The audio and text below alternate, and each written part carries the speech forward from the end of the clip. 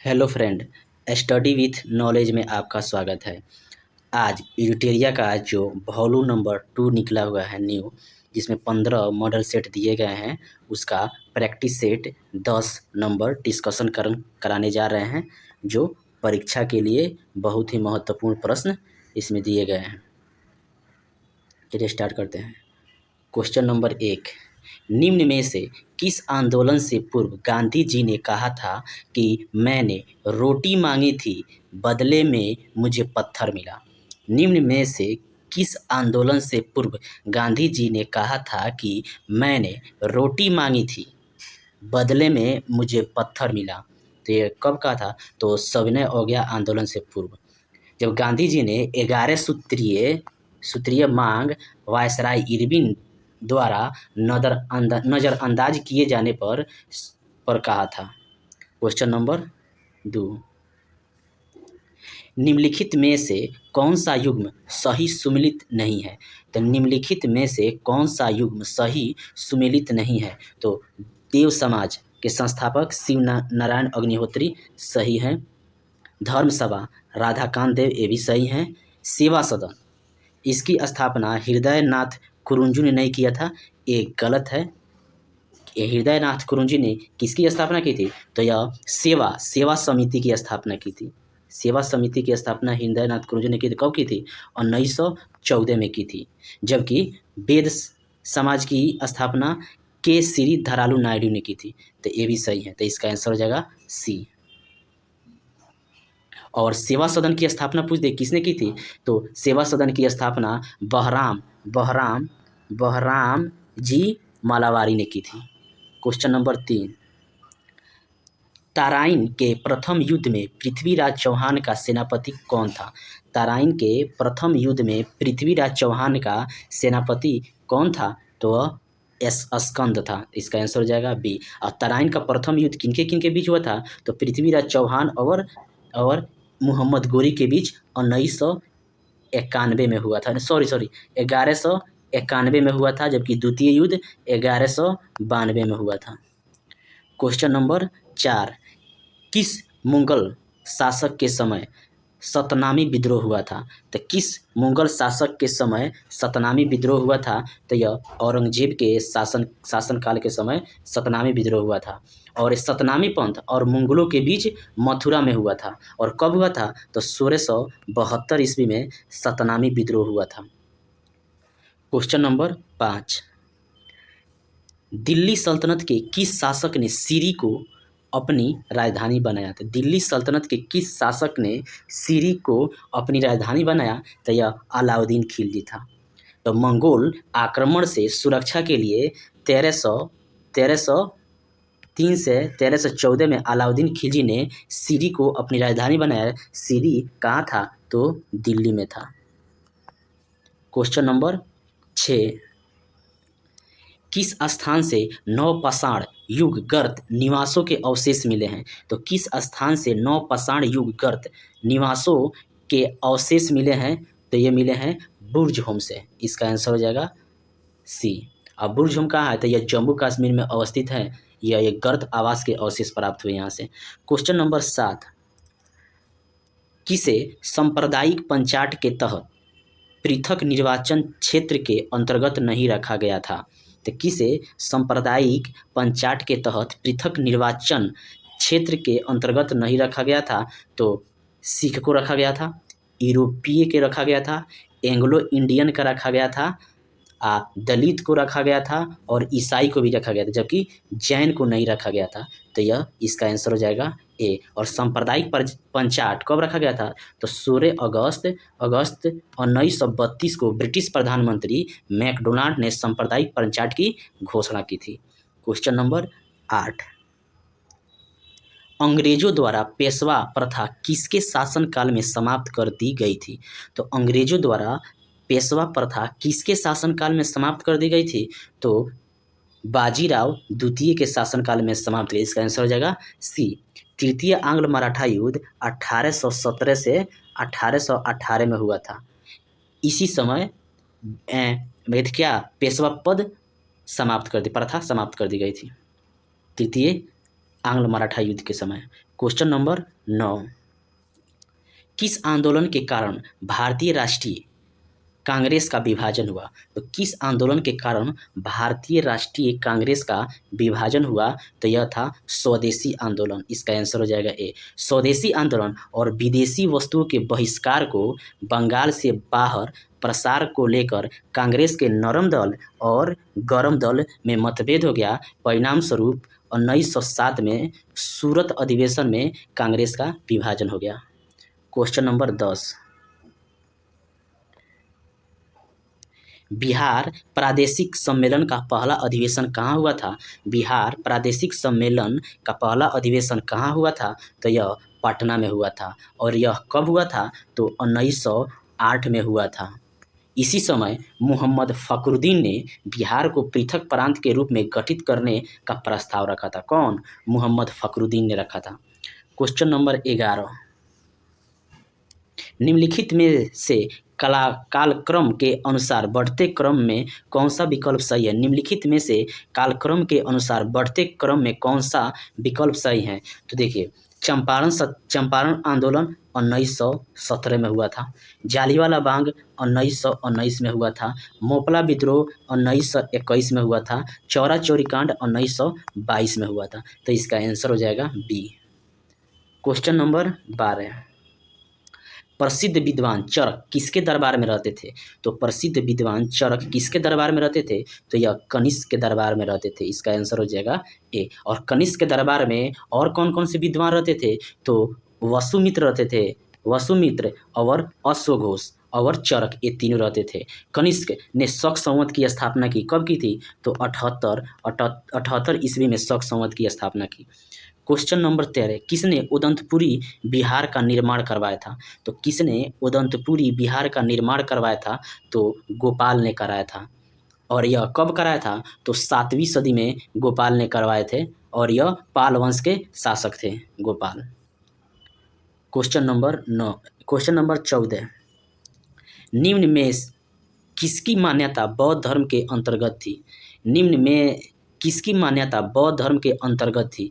तो पुनर्जन्म की मान्यता है, कर्मवाद की मान्यता है, मोक्ष की मान्यता है, इसमें से सभी होगा। इसका आंसर होगा डी, की सभी की मान्यता बौद्ध धर्म के अंतर्गत थी। क्वेश्चन नंबर 15, बेल्लोर विद्रोह किसके समय में हुआ था?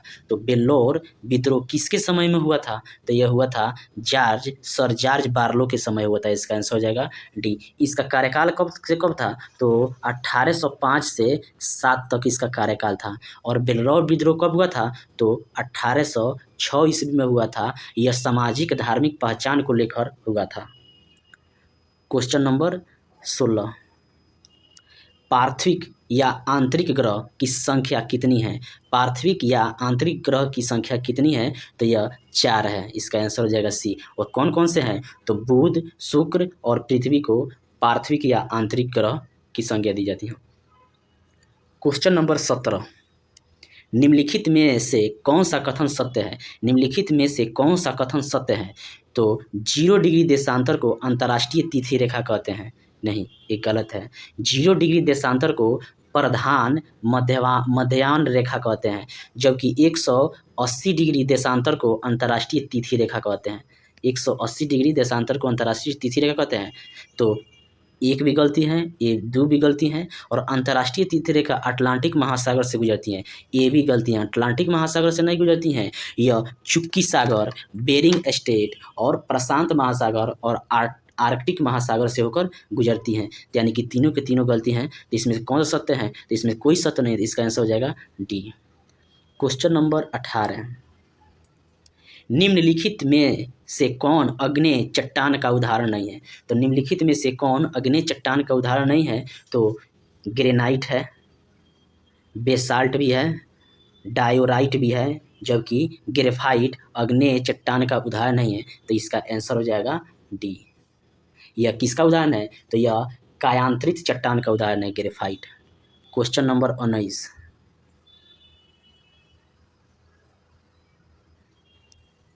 महाद्वीप और सबसे लंबी नदी के बीच में मिलान करना है। तो मिसौरी किस देश की सबसे लंबी नदी है? तो मिसौरी यह उत्तरी अमेरिका की सबसे लंबी नदी है, क्या कि पी से सजाना है। उसके बाद मर्रे, मर्रे किस देश की सबसे लंबी नदी है, तो ऑस्ट्रेलिया की है। और एक यांगसी, यांगसी किस देश की सबसे लंबी नदी है, तो यह एशिया की है। जबकि वोल्गा, वोल्गा किस देश की सबसे लंबी नदी है, यूरोप की है। तो पी का हो जाएगा 4, तो पी का हो जाएगा 4, क्यू का हो जाएगा आपका 3, और आर का हो जाएगा 1, और एस का हो जाएगा आपका 2। तो इसका आंसर हो जाएगा A. Question number 20, tundra, tundra एवं शीत प्रधान क्षेत्रों की वनस्पति क्या कहलाती है। टुंड्रा एवं शीत प्रधान क्षेत्रों की वनस्पति क्या कहलाती है, तो यह कहलाती हैं क्रायोफाइट कहलाती हैं। तो इसका आंसर हो जाएगा सी। जबकि मेसोफाइट, मेसोफाइट किसके कहते हैं, शीतोष्ण कटिबंधीय क्षेत्र की वनस्पति को मेसोफाइट कहते हैं, शीतोष्ण कटिबंधीय क्षेत्र को। हाइड्रोफाइट किसे कहते हैं, तो जलवाष्पित क्षेत्रों की वनस्पति को हाइड्रोफाइट कहते हैं। और वहीं लिथोफाइट किसको कहते हैं, तो लिथोफाइट आपको कहते हैं कड़ी चट्टानों में उगने वाली वनस्पति को लिथोफाइट कहते हैं। क्वेश्चन नंबर 21, निम्नलिखित में से कौन सा दर्रा हिमाचल प्रदेश में स्थित नहीं है। तो निम्नलिखित में से कौन सा दर्रा हिमाचल प्रदेश में स्थित नहीं है, तो सिपकिला दर्रा हिमाचल प्रदेश में है, रोहतांग दर्रा हिमाचल प्रदेश में है, बारालाचा हिमाचल प्रदेश में है। जबकि लीपू लेक दर्रा कहाँ है, तो यह उत्तराखंड में है। और उत्तराखंड में और कौन कौन से दर्रा आते हैं, तो माना और नीति उत्तराखंड में। तो इसका आंसर हो जाएगा बी। क्वेश्चन नंबर 22, पूर्णा निम्नलिखित में से किस नदी की प्रमुख सहायक नदी है। तो पूर्णा निम्नलिखित में से किस नदी की प्रमुख सहायक नदी है, तो यह ताप्ती नदी की सहायक नदी है। और ताप्ती नदी डेल्टा नहीं बनाती है, क्या बनाती हैं, एस्चुरी बनाती हैं, एस्चुरी नर्मदा भी बनाती हैं। और यह ताप्ती नदी कहाँ गिरती है, तो यह खंबात की खाड़ी में गिरती है। क्वेश्चन नंबर 23, भारत में सर्वाधिक ऊंचाई पर स्थित झील है। तो भारत में सर्वाधिक ऊंचाई पर स्थित झील कौन है, तो यह चोलामू झील है। इसका आंसर हो जाएगा सी। चोलामू झील कहाँ है, तो यह सिक्किम राज्य में है। इसी झील से कौन सी नदी निकलती है, तो इसी झील से तीस्ता नदी निकलती है, तीस्ता नदी निकलती है। जबकि बुलर झील कहाँ है, तो यह जम्मू कश्मीर में है। और राकसताल झील कहाँ है, तो यह उत्तराखंड में है। और जबकि बेरीनाग झील ये भी जम्मू कश्मीर में है। क्वेश्चन नंबर 24, भारत के कुल क्षेत्रफल का लगभग कितना प्रतिशत भूमि पर कृषि की जाती है। तो भारत के कुल क्षेत्रफल का लगभग कितना प्रतिशत भूमि पर कृषि की जाती है, तो 51% भूमि पर कृषि की जाती है। इसका आंसर हो जाएगा बी। क्वेश्चन नंबर 25, निम्नलिखित में से कौन सा कारखाना तृतीय पंचवर्षीय योजना में स्थापित किया गया। निम्नलिखित में से कौन सा कारखाना तृतीय पंचवर्षीय योजना काल में स्थापित किया गया, तो यह बोकारो स्टील प्लांट तृतीय पंचवर्षीय योजना में स्थापित किया गया था। ये कब स्थापित किया गया था, तो 1964 में। किसके सहयोग से, तो सोवियत संघ रूस के सहयोग से। जबकि भिलाई संयंत्र इसकी स्थापना कब की गई थी, तो 1955 में की गई थी, द्वितीय पंचवर्षीय योजना। जबकि हिंदुस्तान स्टील लिमिटेड इसकी स्थापना 1959 में, ये भी द्वितीय पंचवर्षीय योजना। जबकि सलेम इस्पात संयंत्र की स्थापना चौथी पंचवर्षीय योजना में इसकी स्थापना हुई थी। क्वेश्चन नंबर 26, राष्ट्रीय आय समिति का गठन किस वर्ष किया गया था। तो राष्ट्रीय आय समिति का गठन किस वर्ष किया गया था, तो अगस्त 1949 में किया गया था। इसका आंसर हो जाएगा ए। इसके अध्यक्ष कौन थे, तो पीसी महालनोबिस थे इसके अध्यक्ष। क्वेश्चन नंबर 27, प्रधानमंत्री रोजगार योजना की शुरुआत किस पंचवर्षीय योजना के दौरान की गई थी। प्रधानमंत्री रोजगार योजना की शुरुआत किस पंचवर्षीय योजना के दौरान की गई थी, तो यह 8वीं पंचवर्षीय योजना के दौरान की गई। इसका आंसर हो जाएगा डी। और 8वीं पंचवर्षीय योजना का कार्यकाल कब था, तो 1992 से 1997 इसका कार्यकाल था। क्वेश्चन नंबर 28, आरबीआई का लेखा वर्ष होता है। तो आरबीआई का लेखा वर्ष होता है, कब होता है, तो ये होता है आपको 1 जुलाई से 30 जून तक, 1 जुलाई से 30 जून तक। इसका आंसर हो जाएगा बी। और आरबीआई की स्थापना हिंटल यंग समिति के द्वारा किया गया था, कब, 1935 में। इसका राष्ट्रीयकरण कब किया गया था आरबीआई के, तो 1949 में किया गया था। 1949 में किया गया था, 1949 में किया गया था। क्वेश्चन नंबर 29, विश्व का पहला स्टॉक एक्सचेंज की स्थापना किस देश में की गई थी? तो विश्व का पहला स्टॉक एक्सचेंज की स्थापना किस देश में की गई थी? तो यह नीदरलैंड में की गई थी। इसका आंसर हो जाएगा डी। और कब किया गया था? तो 1602 ईस्वी में इसका स्थापना किया गया था। क्वेश्चन नंबर 30, सर्वप्रथम किस देश में जेंडर बजट की शुरुआत की गई थी? तो सर्वप्रथम किस देश में जेंडर बजट की शुरुआत की गई थी? तो यह ऑस्ट्रेलिया देश में किया गया था। इसका आंसर हो जाएगा ए। और यह कब किया गया था? तो 1984 में किया गया था। इसके तहत सरकार महिलाओं के विकास, कल्याण और सशक्तिकरण से संबंधित योजनाओं के लिए प्रतिवर्ष एक निर्धारित राशि तय की गई थी इस जेंडर बजट में। क्वेश्चन नंबर 31, स्वतंत्र भारत के पहले मंत्रिमंडल में सूचना एवं प्रसारण मंत्रालय किसके पास था? तो स्वतंत्र भारत के पहले मंत्रिमंडल में सूचना और प्रसारण मंत्रालय किसके पास था? तो यह सरदार पटेल के पास था। इसका आंसर हो जाएगा ए। क्वेश्चन नंबर 32, भारतीय संविधान में गणतंत्रात्मक व्यवस्था किस देश के संविधान से लिया गया है? तो भारतीय संविधान में गणतंत्रात्मक व्यवस्था किस देश के संविधान से लिया गया है? तो यह फ्रांस के संविधान से लिया गया है। स्वतंत्रता, समानता, बंधुत्व का आदर्श एवं गणतंत्रात्मक व्यवस्था फ्रांस के संविधान से लिया गया है। क्वेश्चन नंबर 33, सहकारी समितियों को संवैधानिक अधिकार किस संविधान संशोधन अधिनियम द्वारा दिया गया था? तो सहकारी समितियों को संवैधानिक अधिकार किस संविधान संशोधन अधिनियम द्वारा दिया गया था? तो यह 97वां संविधान संशोधन 2011 में दिया गया था। इसका आंसर हो जाएगा ए। और यह राज्य के नीति निर्देशक तत्व में कौन सा अनुच्छेद जोड़ा गया था? तो आर्टिकल 43 के ख जोड़ा गया था। वहीं सहकारी समितियां नाम से एक नया भाग जोड़ा था। वो कौन सा भाग था? तो 9 के ख जोड़ा गया था। भाग 9 के ख जोड़ा गया था। क्वेश्चन नंबर 34, किसी भी राजनीतिक दल को राष्ट्रीय दल का दर्जा प्राप्त करने हेतु कौन सी शर्त नहीं है? तो किसी भी राजनीतिक दल को राष्ट्रीय दल का दर्जा प्राप्त करने हेतु कौन सी शर्तें सही नहीं है? तो नहीं इसमें बताना है। लोकसभा या विधानसभा के आम चुनाव में 4 या अधिक राज्यों में वैध मतों का 6% मत हासिल होता है, यह सही है। किसी राज्य में लोकसभा की 4 सीट प्राप्त हो, तो ये भी सही है। किसी दल को कम से कम 4 राज्यों में राज्य स्तरीय दल के रूप में मान्यता प्राप्त हो, ये भी सही थी। सब के सब सही, इसमें कोई गलती नहीं है। तो इसका आंसर हो जाएगा डी। क्वेश्चन नंबर 35, राष्ट्रीय अनुसूचित जाति आयोग में अध्यक्ष सहित सदस्यों की संख्या कितनी होती है? तो राष्ट्रीय अनुसूचित जाति आयोग में अध्यक्ष सहित सदस्यों की संख्या कितनी होती है? तो 5 होता है। इसकी चर्चा किस भाग में की गई है?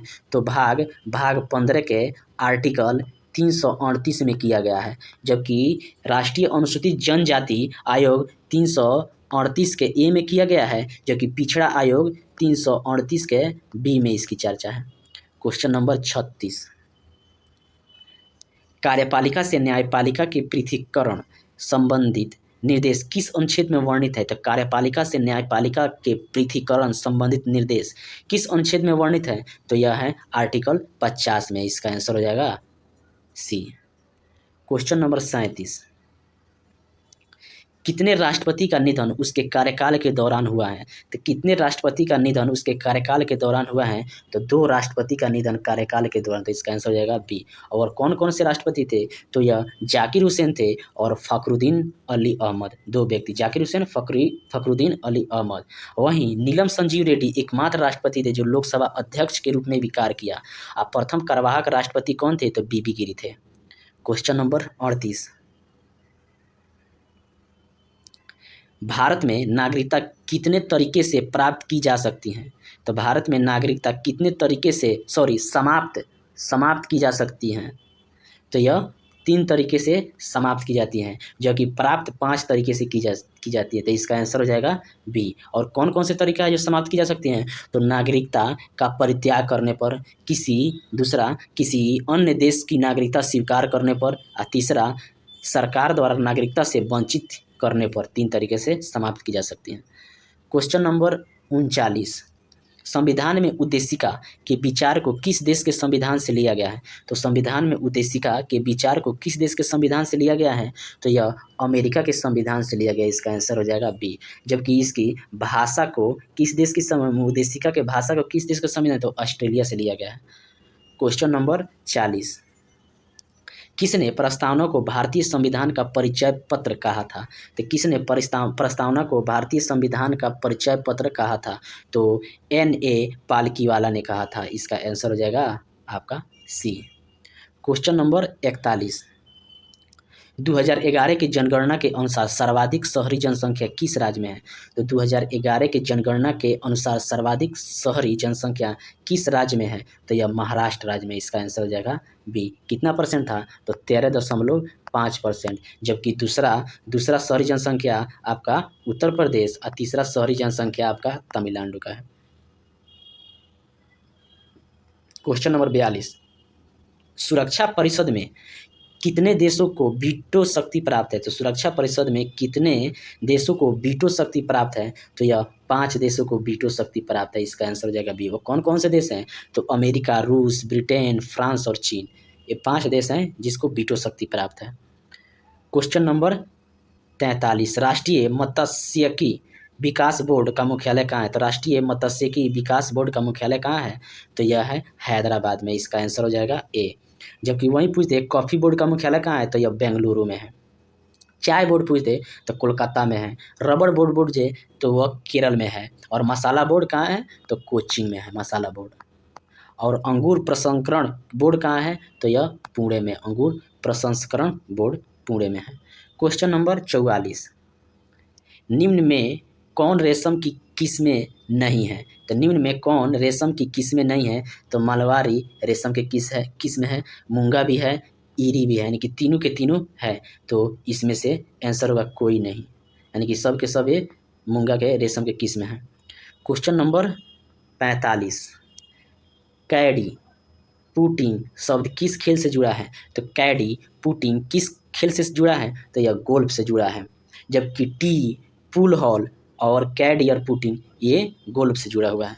क्वेश्चन नंबर 46, निम्नलिखित में कौन सा अभयारण्य तमिलनाडु में स्थित नहीं है? तो निम्नलिखित में से कौन सा अभयारण्य तमिलनाडु में स्थित नहीं है? तो मधुमलाई है, वेदांतगल है और आपका इंदिरा गांधी भी है। जबकि पाराम्बिकुलम ये नहीं है। तो इसका आंसर हो जाएगा डी। पाराम्बिकुलम अभयारण्य कहाँ है? तो यह केरल में है। केरल में है। और पेरियार भी केरल में है। वहीं पंचमढ़ी अभयारण्य पूछ दे तो मध्य प्रदेश में, और अबोहर अभयारण्य तो यह पंजाब में पड़ता है। क्वेश्चन नंबर 47, पंचेत बांध किस नदी पर स्थित है? तो पंचेत बांध किस नदी पर स्थित है? तो यह दामोदर नदी पर स्थित है। यह कहाँ? तो यह झारखंड में पड़ता है पंचेत बांध। और वहीं गिरनार परियोजना कहाँ है? तो ये पूछे तो गिरनार परियोजना महाराष्ट्र में पड़ता है। क्वेश्चन नंबर 48, पालकोंडा पर्वत किस राज्य में स्थित है? पालकोंडा पर्वत किस राज्य में स्थित है? तो पालकोंडा पर्वत यह आंध्र प्रदेश राज्य में स्थित है। क्वेश्चन नंबर 49, वन संरक्षण अधिनियम को कब लागू किया गया था? वन संरक्षण अधिनियम को कब लागू किया गया था? तो यह 1980 में लागू किया गया था। जबकि पर्यावरण संरक्षण अधिनियम 1986 में लागू हुआ था। जबकि वहीं वन्य जीव संरक्षण अधिनियम तो 1972 में लागू हुआ था। और वहीं राष्ट्रीय वन नीति 1988 में लागू हुआ था। क्वेश्चन नंबर 50, प्रतिवर्ष आर्द्र भूमि दिवस कब मनाया जाता है? तो प्रतिवर्ष आर्द्र भूमि दिवस कब मनाया जाता है? तो ये मनाया जाता है 2 फरवरी को। इसका आंसर हो जाएगा ए। और 2023 का थीम क्या था आर्द्र भूमि का? तो इट्स टाइम फॉर वेटलैंड रीएस्टोरेशन है। क्वेश्चन नंबर 51, क्रिस्टलीकरण निम्न में से किसका उदाहरण है? तो क्रिस्टलीकरण निम्न में से किसका उदाहरण है? तो यह भौतिक परिवर्तन का उदाहरण है। इसका आंसर हो जाएगा ए। तो क्रिस्टलीकरण एक ऐसी तकनीक है जिसका उपयोग पदार्थों को शुद्धिकरण में किया जाता है। क्वेश्चन नंबर 52, परमाणुओं में कक्षाओं को भरने का क्रम नियंत्रित होता है। तो परमाणुओं में कक्षाओं को भरने का क्रम नियंत्रित होता है किसके द्वारा? तो यह अफबाउ सिद्धांत के द्वारा नियंत्रित किया जाता है। इसका आंसर हो जाएगा B. Question number 53, calamine calamine निम्न में से किसका अयस्क है? कैलामाइन निम्न में से किसका अयस्क है? तो यह है जस्ता का अयस्क है। इसका आंसर हो जाएगा सी। वहीं टीन पूछ दे, टीन का अयस्क कौन है? तो टीन का होता है कैल्सीटेराइट। कैल्सीटेराइट टीन का अयस्क है। जबकि तांबा का अयस्क पूछ दे तो मैलेकाइट और कैल्सोसाइट होता है तांबा का। जबकि मैग्नीज का अयस्क पूछ दे तो एप्सम होता है, एप्सम साल्ट, और कार्नेलाइट मैग्नीशियम का होता है। क्वेश्चन नंबर 54, किसी तत्व की रासायनिक प्रकृति निम्नलिखित में से किस पर निर्भर करती है? किसी तत्व की रासायनिक प्रकृति निम्नलिखित में से किस पर निर्भर करती हैं? तो यह संयोजी इलेक्ट्रॉन पर निर्भर करती हैं। इसका आंसर हो जाएगा सी। क्वेश्चन नंबर 55, निम्नलिखित में से कौन संयोजी ऊतक नहीं है? तो निम्नलिखित में से कौन संयोजी ऊतक नहीं है? तो रक्त संयोजी ऊतक है, हड्डी संयोजी ऊतक है, जबकि उपास्थि भी संयोजी ऊतक है। तीनों संयोजी ऊतक है, जबकि त्वचा संयोजी ऊतक नहीं है। इसका आंसर हो जाएगा सी। तो त्वचा क्या है? तो यह उपकला ऊतक है, उपकला ऊतक है। क्वेश्चन नंबर 56, मानव शरीर के भीतर रक्त निम्न में से किसकी उपस्थिति के कारण नहीं जमता है? तो मानव शरीर के भीतर रक्त निम्न में से किसकी उपस्थिति के कारण नहीं जमता है? तो यह हिपेरिन के कारण मानव शरीर के अंदर रक्त नहीं जमता। जबकि फाइब्रोनोजेन रक्त को थक्का बनाने में मदद करता है, फाइब्रोनोजेन। क्वेश्चन नंबर 57, पराश्रव्य ध्वनि का उपयोग किसमें किया जाता है? तो पराश्रव्य ध्वनि का उपयोग किसमें किया जाता है? तो समुद्र की गहराई का पता लगाने में, ये सही है। घड़ियों के पाठ पुर्जे को साफ करने में, ये भी सही है। संकेत भेजने में, ये भी सही है। तो इसमें तीनों के तीनों सही है। तो इसका आंसर हो जाएगा डी। और पराश्रव्य ध्वनि तरंग कितना होता है? तो 20,000 हर्ट्ज से अधिक होता है पराश्रव्य ध्वनि तरंग।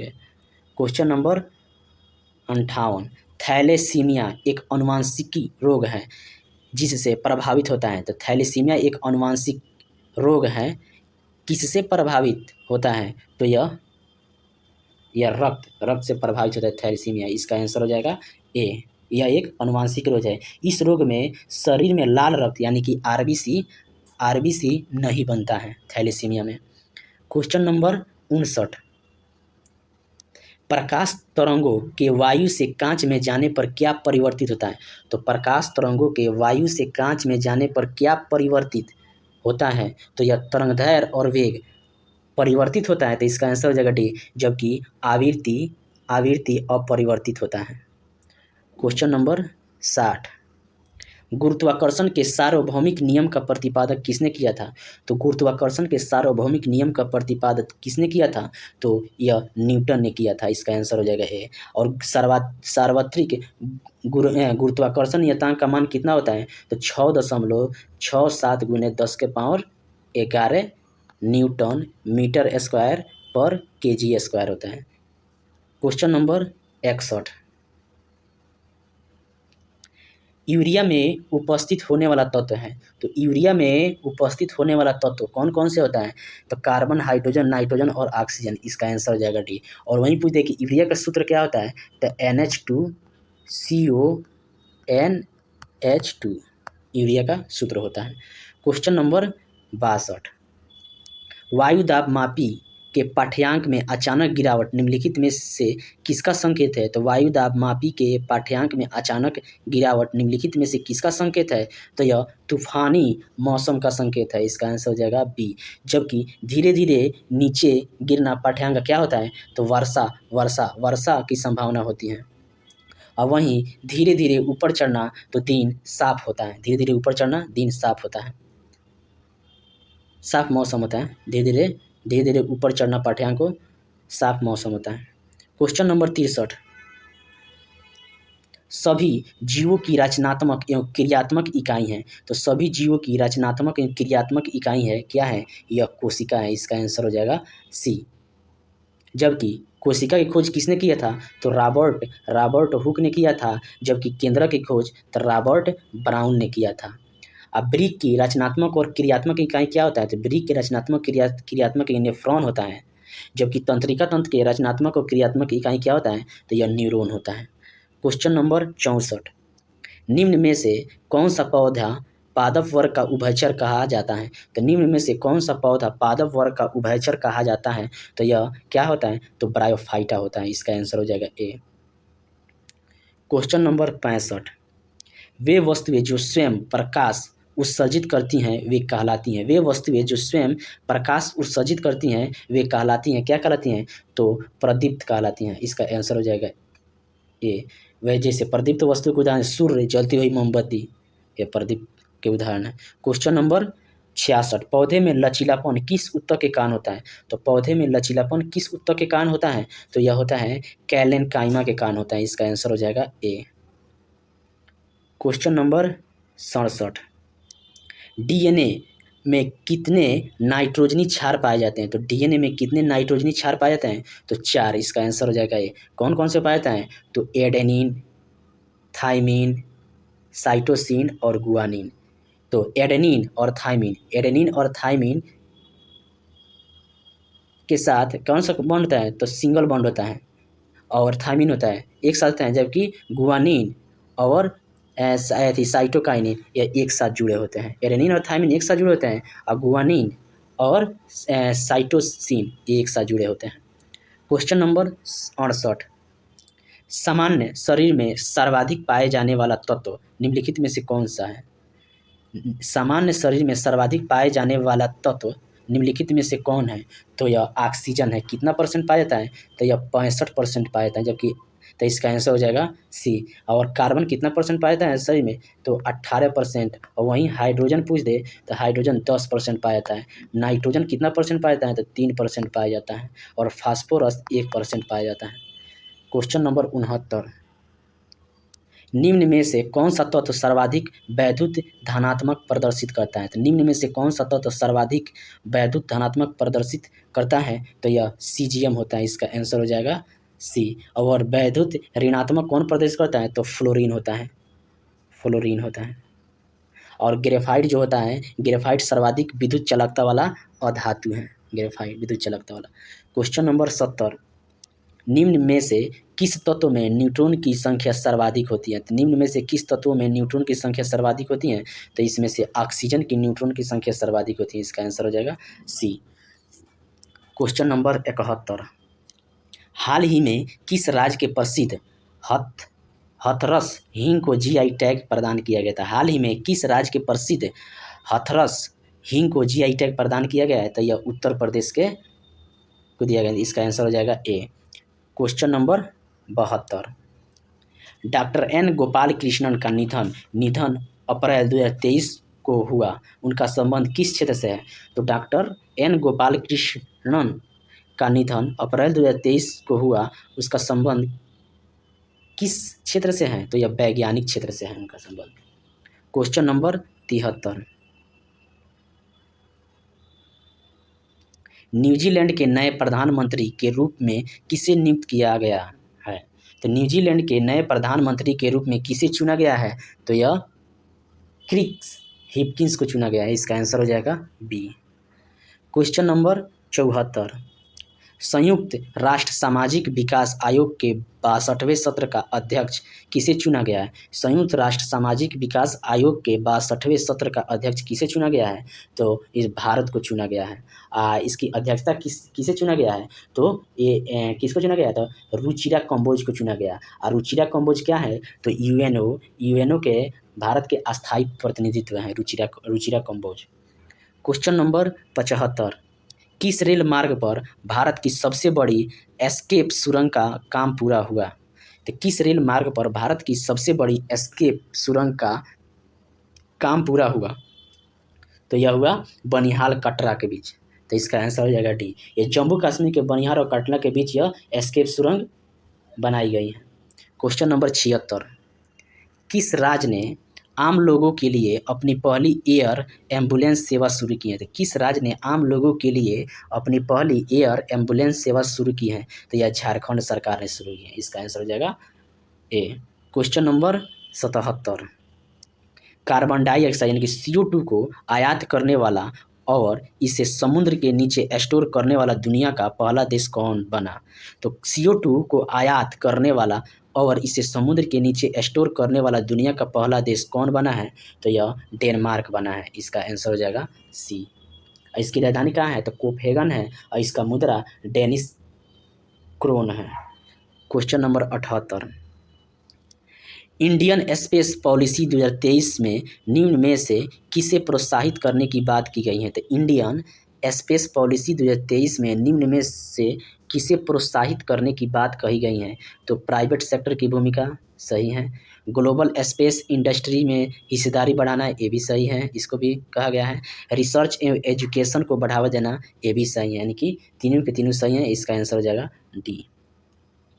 क्वेश्चन नंबर 79, निक्केई एशिया की एक रिपोर्ट के अनुसार वर्ष 2022 में जापान को पीछे छोड़कर भारत दुनिया के ऑटोमोबाइल मार्केट में किस स्थान पर पहुंच गया?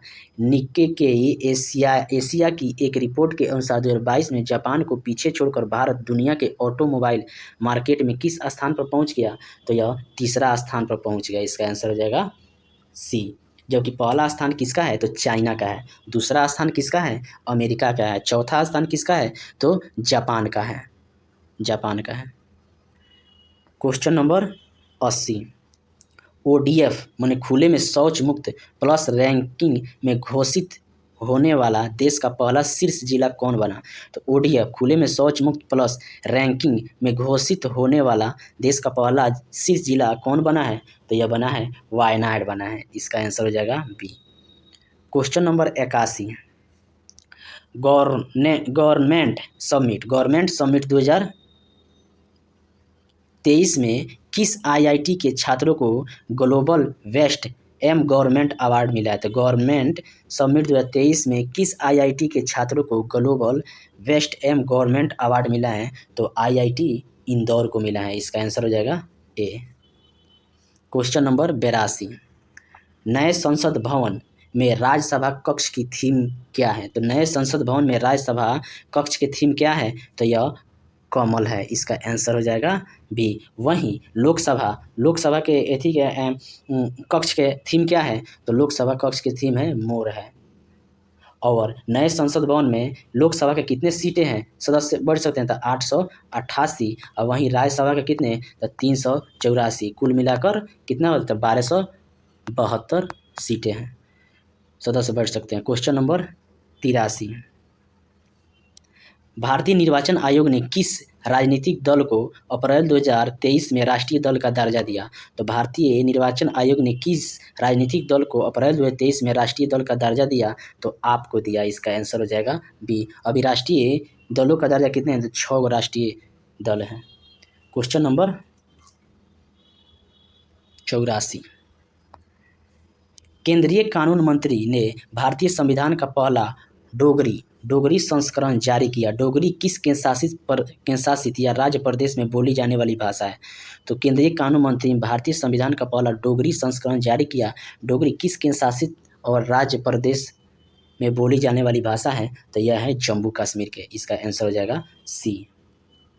क्वेश्चन नंबर 85, किस मंत्रालय ने centre for processing accelerated corporate exit मैंने सीपेस को मानेसर हरियाणा में स्थापित किया? सीपेस को मानेसर हरियाणा में स्थापित किया। तो यह है कॉर्पोरेट मामले के मंत्रालय ने। इसका आंसर हो जाएगा सी।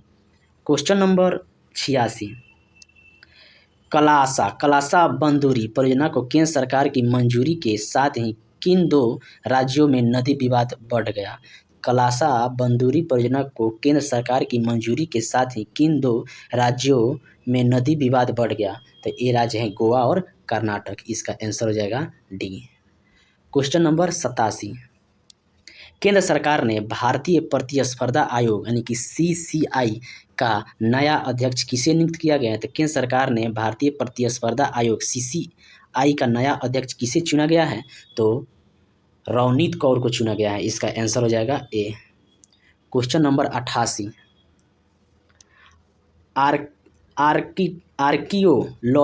आर्कियोलॉजिकल ऑफ इंडिया यानी कि एएसआई ने जनवरी 2023 में किस विश्व धरोहर में 1200 वर्ष पुराने 2 लघु स्तूप की खोज की है। तो archaeological survey of India ASI ने जनवरी 2023 में किस विश्व धरोहर में 1200 वर्ष पुराने 2 लघु स्तूप की खोज की है? तो यह नालंदा महाविहार में इसका आंसर हो गया।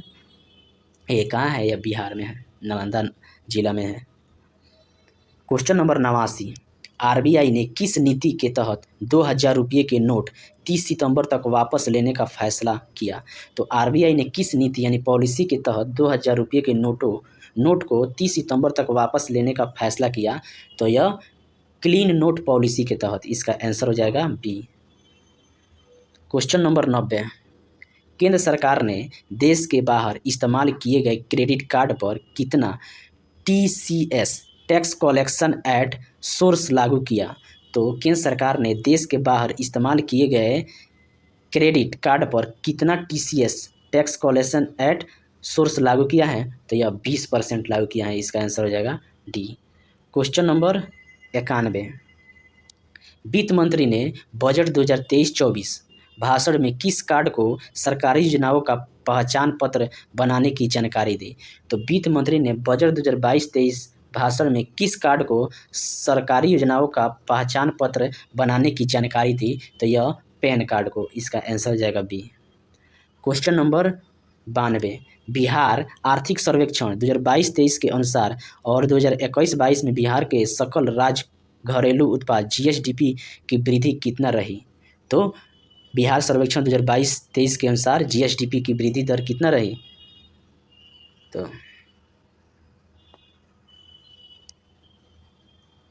10.98 रही, इसका आंसर हो जाएगा C. Question number 93 GSDP। Question number 93, निम्नलिखित में से कौन सा नया ट्रांसपोर्ट विमान भारतीय वायुसेना के बेड़े में शामिल होगा जिसका ट्रायल मई 2023 में हुआ है? निम्नलिखित में से कौन सा नया ट्रांसपोर्ट विमान भारतीय वायुसेना के बेड़े में शामिल होगा जिसका ट्रायल मई 2023 में हुआ? तो कौन सा विमान है? तो यह है C-295, इसका आंसर हो जाएगा सी। क्वेश्चन नंबर 94, भारत और किस देश के बीच संयुक्त सैन्य अभ्यास फ्रीजैक्स 2023 आयोजित हुआ? तो भारत और किस देश के बीच संयुक्त सैन्य अभ्यास फ्रीजैक्स 2023 आयोजित हुआ? तो ये भारत और फ्रांस के बीच हुआ, तो इसका आंसर हो जाएगा ए। क्वेश्चन नंबर 95, IPL में सबसे तेज अर्धशतक बनाने का रिकॉर्ड किसने बनाया? तो IPL में सबसे तेज अर्धशतक बनाने का रिकॉर्ड किसने बनाया? तो यह यशस्वी जायसवाल ने बनाया, तो इसका आंसर हो जाएगा डी। क्वेश्चन नंबर 96 से लेकर 100 तक मैथ दिया है, रीजनिंग दिया है, तो इसका आंसर हम बोल दे रहे हैं अबनारी का। तो 96 का आंसर हो जाएगा आपका 7 वर्ष सी। 97 का आंसर हो जाएगा आपका बी। वहीं 98 का आंसर हो जाएगा आपका ए। क्वेश्चन नंबर 99 का आंसर हो जाएगा आपका बी 50। क्वेश्चन नंबर 100 का आंसर हो जाएगा आपका सी 26। Thank you. अगला सेट आएगा।